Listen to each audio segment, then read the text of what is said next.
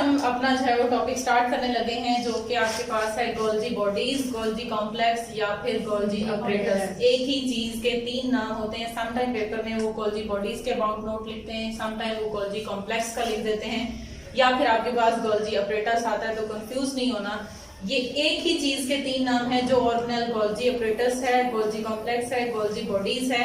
जो भी याद है आपने आज की डिस्कशन उसके अंदर एज इट इज जो है वो लिखनी है। Let's start with concept. Golgi operators क्या चीज होती है आपके पास, डिफाइन हम इसको कैसे करते हैं जी। Stacks of flattened membrane bound organelle होता है। मेम्ब्रेन बाउंड ऑर्गेनेल है, या इसके साथ आप लिख सकते हैं वेसिकल्स। ठीक है जी, मेम्ब्रेन बाउंड फ्लैटेंड वेसिकल्स होते हैं, और किसके अंदर होंगे, साइटोप्लाज्म के अंदर। ये हम डिस्कस कर चुके हैं साइटोप्लाज्म क्या होता है। उसके अंदर ये ऑर्गेनेल प्रेजेंट होता है, vesicles in the form of stacks. यानी एक वेसिकल है, उसके ऊपर दूसरा आएगा, फिर तीसरा आएगा, चौथा आएगा, एक bundle of vesicle, flattened vesicle होगा, तो हम उसको क्या बोलते हैं, गोल्जी ऑपरेटर्स। कैसे होगा, आपके पास एक वेसिकल है, ठीक है जी। एक वेसिकल को आपने दोनों साइड पुश करेंगे तो उसका क्या स्ट्रक्चर डेवलप होगा आपके पास, वो ऐसे करके फ्लैट हो जाएगा।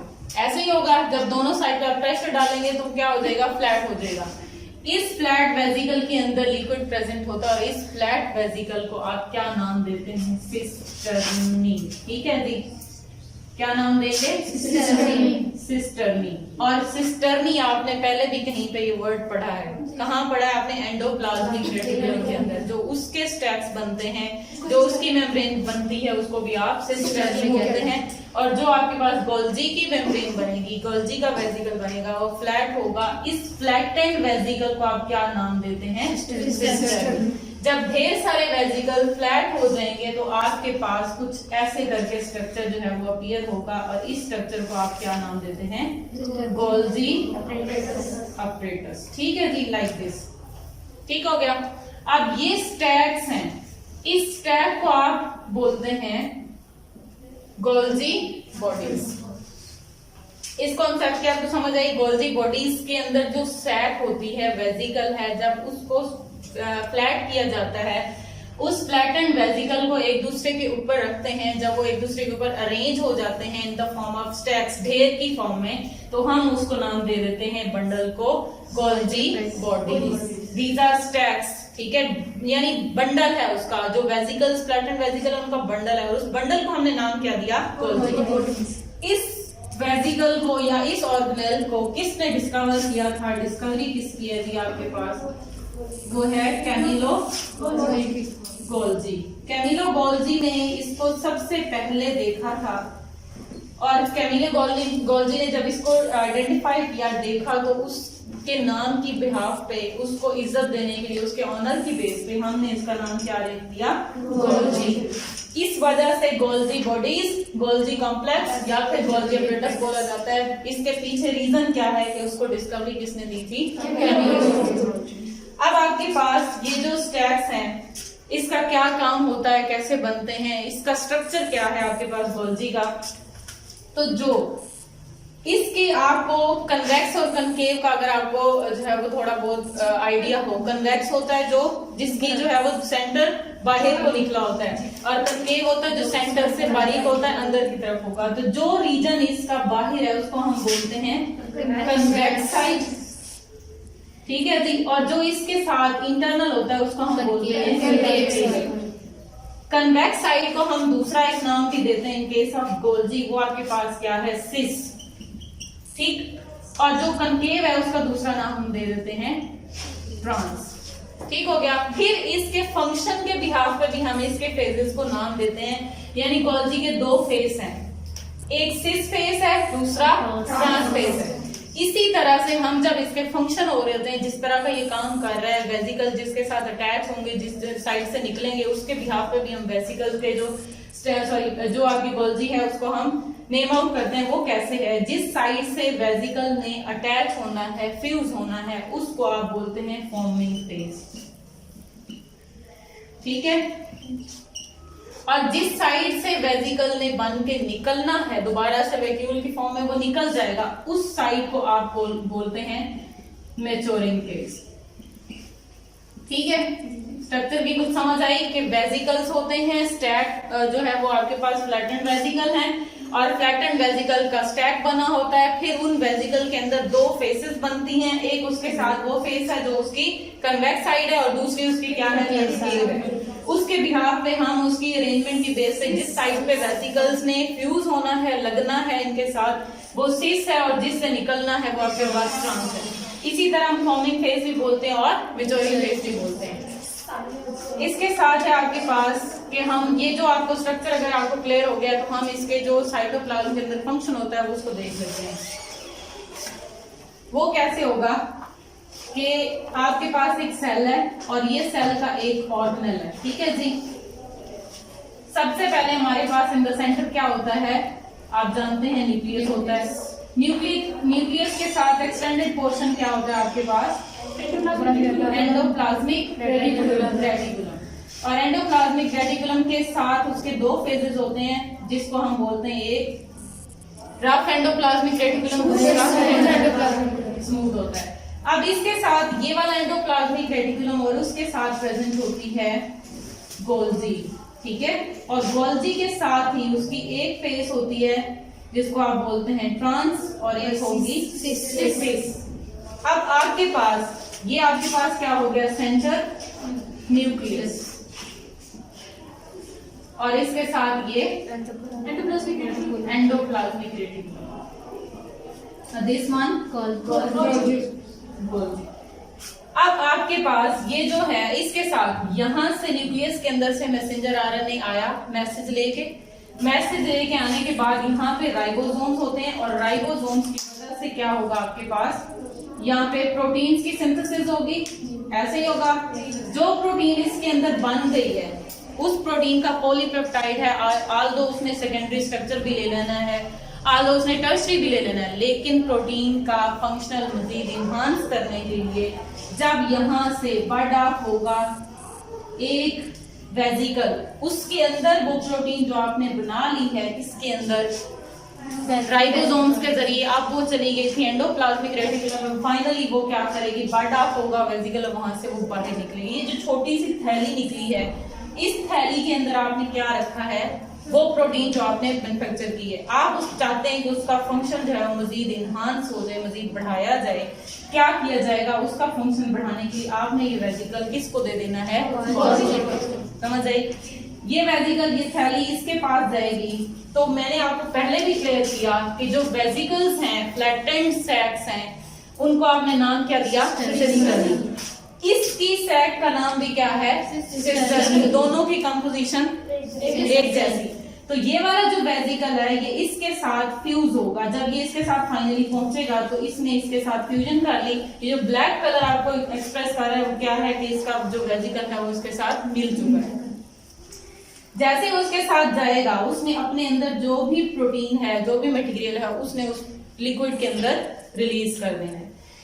जब ये लिक्विड के अंदर रिलीज करेगा फाइनली गोल्जी उसको मजीद प्रोसेस करेगी, मजीद उसका काम बढ़ाएगी। जब वो फंक्शनल हो जाएगी उसको इसकी इस साइड से जो उसकी मैच्योरिंग साइड है वहां से वो बर्ड ऑफ करेगा एक अनदर वेसिकल और उसके अंदर आप कौन सी प्रोटीन होगी, प्रोसेस्ड।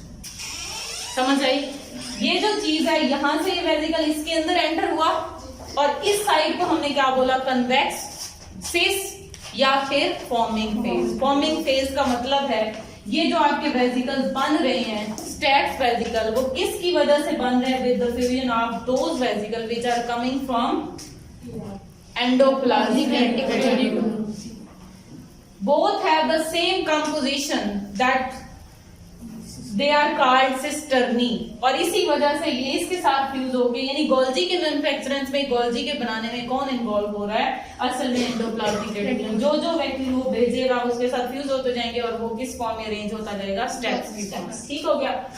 अब ये जो वेसिकल इसके अंदर से निकला है, इसने जो प्रोटीन अपने अंदर ली हुई है, ये इस सेल के अंदर भी यूज हो सकती है। ये इस सेल के अंदर यूज होनी है तो हो सकता है कोई फंक्शन हो जो उसके साथ वो वाला एंजाइम कैरी कर रहा है, जो उसके अंदर यूज होना है, वो सारा काम उधर करना है। सम टाइम ये होता है कि ये वेसिकल इसको बाहर हम रिलीज करवा देते हैं। जब ये बाहर रिलीज करेगा तो जो मेम्ब्रेन इसके अंदर से आ रही वो इसका पार्ट बन देगी, जो मटेरियल है वो बाहर रिलीज कर दिए। मैंने आपको पहले भी बोला था cell membrane and every organelle that is present inside the cell membrane have the same composition of that membranes। यानी इसकी न्यूक्लियर मेम्ब्रेन की, इसकी वैक्यूल है या सेल मेम्ब्रेन है, इन सब की कंपोजिशन एक जैसी है, इसलिए जो भी वेसिकल जहां से निकलेगा जिसके साथ भी लगना है वो उसका पार्ट बन जाता है। अगर कंपोजिशन डिफरेंट होती तो वो उसके अंदर अरेंज नहीं होता। ये यहाँ से इसके अंदर लग गया, जो मटेरियल था उसको हमने बाहर निकाल दिया, वो बाहर उसने यूज होना है, वो बाहर ही अपना काम करेगा। जो गोल्जी का मैकेनिज्म चलता है वो कुछ ऐसे चलता है कि आपको जैसे अभी बताएं, endoplasmic reticulum, protein, raw material, खाम माल, ये जो थैली है इसने खाम माल अपने अंदर लिया, उस खाम माल को हमने साफ करना है, मजीद उसको हमने प्योरीफाई करना है, उस खाम माल को हमने भेज दिया गोल्जी के पास, उस गोल्जी ने अपने अंदर उसको प्रोसेस किया। प्रोसेस करने के बाद अपनी मेच्योरिंग फेज, ट्रांसफेज या फिर कनकेव साइड से अपने अंदर से बर्ड ऑफ किया एक वेसिकल, और उसके अंदर वो चीज है जो आपने उसको दी हुई है। अब ये चीज साइटोप्लाज्म में भी यूज होगी, बाहर भी निकल सकती है। मैकेनिज्म की समझ आई? अब इसके अंदर क्या है कि गोल्जी के जब हम फंक्शन बात करते हैं तो गोल्जी के मेन 2 फंक्शंस हैं, that is processing and packaging. Processing in the sense कि जो चीज आपने डाली है वो इसके अंदर प्रोसेस हो रही है, मजीद उसका फंक्शन इनहांस हो गया। पैकेज होने का मतलब जो चीज आपने बाहर भेजनी है उसके ऊपर एनवेलप देती है गोल्जी। अगर ये एनवेलप नहीं देगी तो सेल के अंदर से चीजें बाहर तक या दूर दूर तक जो है वो उसको डिस्टेंस तक नहीं भेजा जा सकता। अब आपके पास इसके फंक्शंस के अंदर सबसे पहले क्या आता है, इसको हम डिटेल से डिस्कस करते हैं फंक्शंस को। सबसे पहले स्ट्रक्चर आपको बताया, उसके बाद इसका मैकेनिज्म, और अगर ये दोनों चीजें आपको समझ आ गई तो आपके लिए फंक्शन को समझना कोई मुश्किल नहीं होगा। फर्स्ट पे जो गोल्जी का फंक्शन है वो है प्रोसेसिंग, और प्रोसेसिंग किस सेंस में, जब भी इसके अंदर से ये वाली प्रोटीन, मैंने आपको बोला दिस इज रॉ मटेरियल का मतलब होता है फार्म।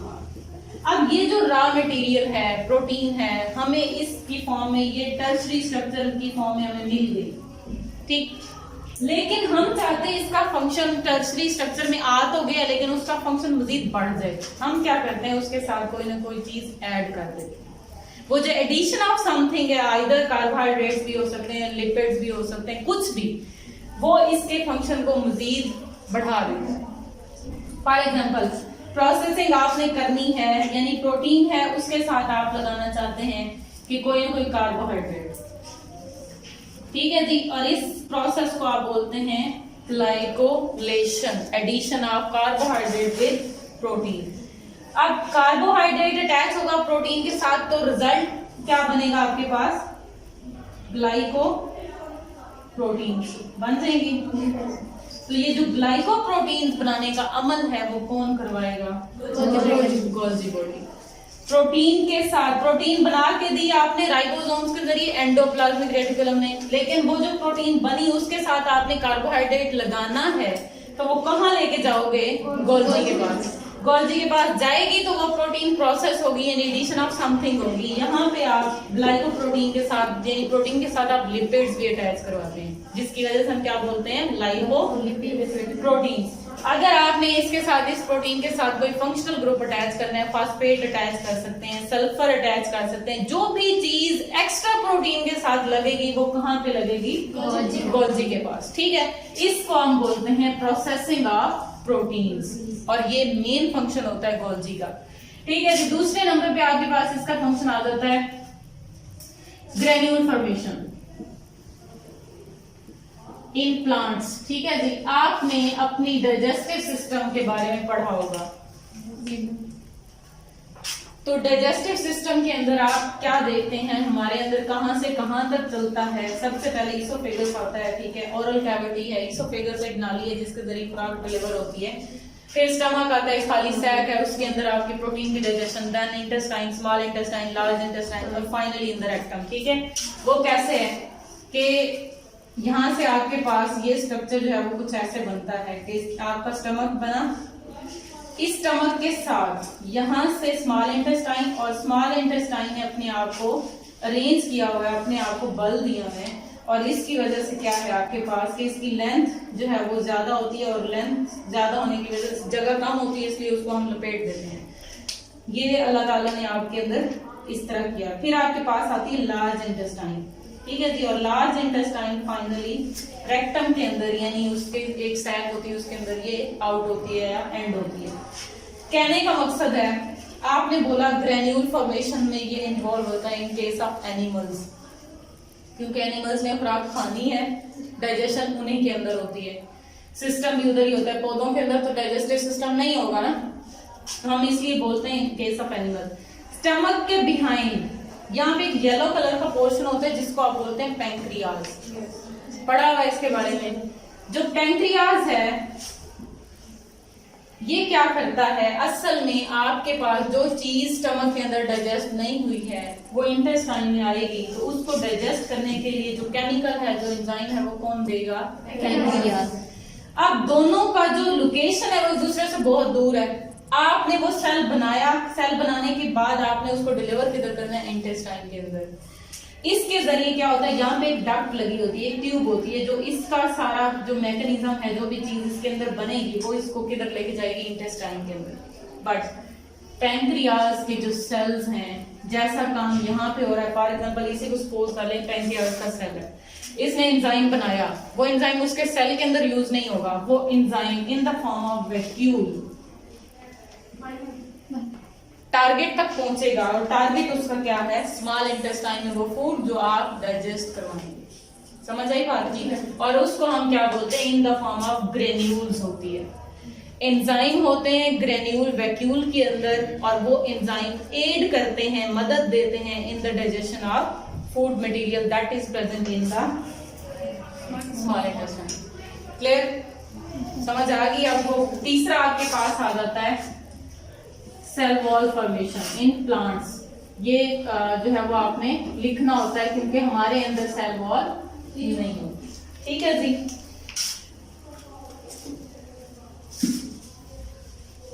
आपने ये माइंड में रखना है हमेशा कि जो एनिमल का सेल है वो कंप्लीट डिवाइड करता है, लेकिन जो प्लांट्स के सेल में डिवीजन ऑफ सेल होती है उसमें सेल वॉल ब्रेक नहीं होती। समझ आ रही है? मीन्स टू से कि अगर ये एनिमल का सेल है, इसने दरमियान में से हाफ होना है, दो हिस्सों में डिवाइड हो जाएगा। प्लांट्स के केस में क्या होता है, एक सेल है, इस सेल के ऊपर एडिशनल क्या चीज होती है, boundary, which is known as cell wall. अब सेल वॉल ने ब्रेक नहीं होना, लेकिन अंदर से सेल को डिवाइड करना है हमने। वो कैसे होगा? सबसे पहले सेल के अंदर हर चीज डबल होगी। मैंने आपको सेंट्रियोल आपने डिस्कस नहीं, सेंट्रियोल का मतलब होता है वहां से जो स्पिंडल बनते हैं, यहाँ से अभी फाइबर्स बनने हैं।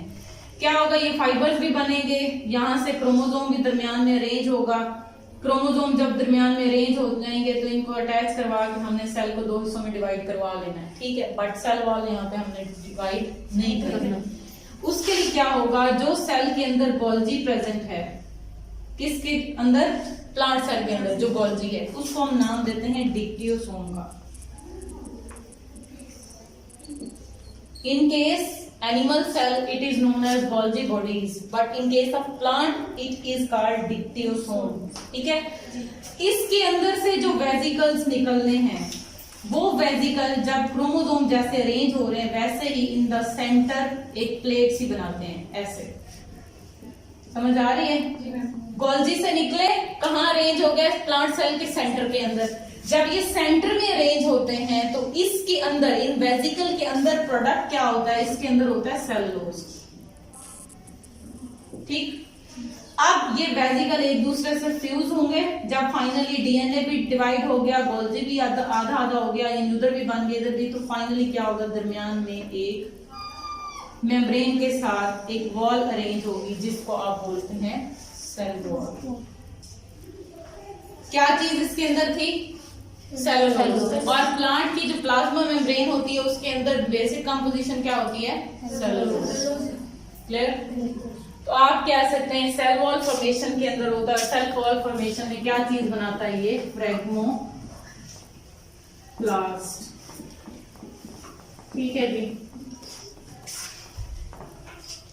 उसके बाद आपके पास इसका लास्ट फंक्शन आता है जो कि मोस्ट इंपॉर्टेंट है, मोस्टली एमसीक्यूज के अंदर वो पूछा जाता है कि जो गोल्जी है वो उसका मेन फंक्शन क्या है, सिक्रीशन है या कोई और आपको दे देंगे। तो मेन फंक्शन में आपके पास आता है it act as secretory vesicles, secretion के अंदर के लिए इन्वॉल्व होता है। किस सेंस में होगा, मैंने आपको बोला यहाँ से वेसिकल निकला है, जब ये वेसिकल इस सेल से बाहर जाएगा तो इसको हम नाम देते हैं सिक्रीशन। यानी सिर्फ अपने सेल पे कमांड नहीं है उसकी, एक सेल ने दूसरे सेल्स का काम भी कंट्रोल करना है तो क्या होगा, वो अपनी चीजें बाहर भेजेगा, जिसको हम बोलते हैं ट्रांसपोर्ट करता है। तो ट्रांसपोर्ट किस तरीके से करेगा, in the form of secretion. अपनी अंदर की अपना मटेरियल, अपना केमिकल, अपने एंजाइम, अपने हार्मोन्स वो जो बना रहा है वो एक जगह से दूसरी जगह ट्रांसफर करवाएगा और उस अमल को, उस फंक्शन को हम क्या बोलते हैं, secretion. Got it? Close this.